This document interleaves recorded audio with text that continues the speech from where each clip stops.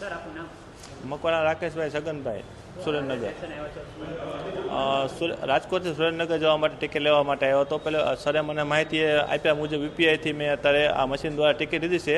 તે મને તત્કાલ 5 મિનિટમાં મળી ગઈ છે અને ત્યાં ટિકિટ લેવા ઊભો હતો વેઇટિંગમાં લાઇનમાં અડધી પોણી કલાકે મારો વારો આવે.